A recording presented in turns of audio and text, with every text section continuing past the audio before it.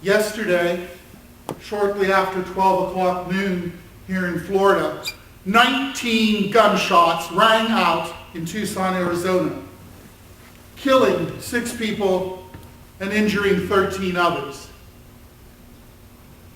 Last evening, the sheriff of Pima County in Arizona, which includes Tucson, said that here in America, public discourse has gotten so out of hand that we're not nice to each other anymore. I fear that he's correct. And while the sheriff went on to lay blame with the talking heads on television and with those radio voices that spew vitriol in all sorts of forms, some of the fault has to lay with us as the American people who put up with such nonsense from these public figures in the entertainment and the media world. The scriptures today tell us clearly that God shows no partiality.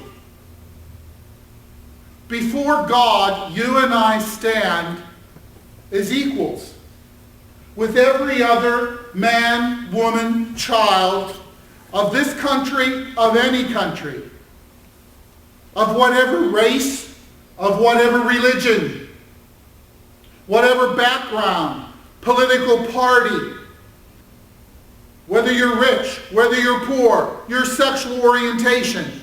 It doesn't matter to God, who shows no partiality.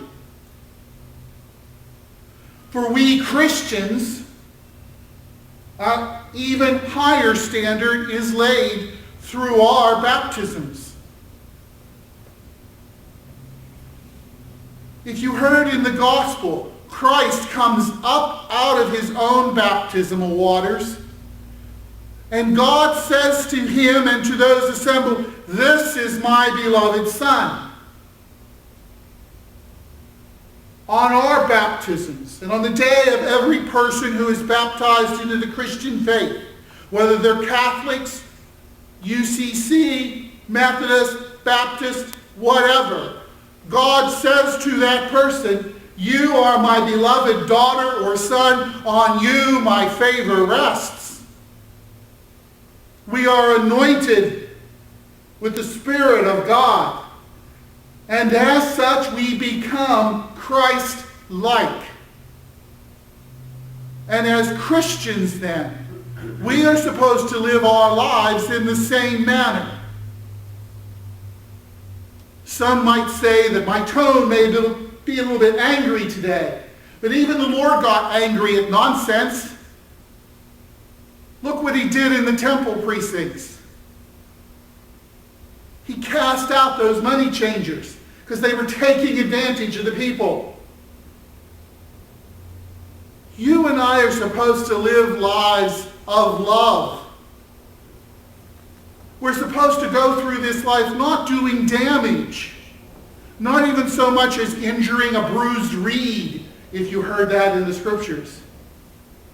We're supposed to be spreading God's healing message, his love, his forgiveness to everyone that we meet in all corners of our lives. And we live currently in a society that makes that very difficult, where it says, particularly to Christians, "Go sit down and shut up, we don't want to hear from you." But it's exactly who they have to hear from today. It is our responsibility to stand up and say, enough of this foolishness. We need to preach God's love to all people. We need to treat each other like we want to be treated. On this day of the baptism of the Lord, we should resolve to be more Christ-like in our lives. We should resolve to set forth from this place to spread God's love and healing power to all those we meet, so that we are truly entitled to those words from heaven.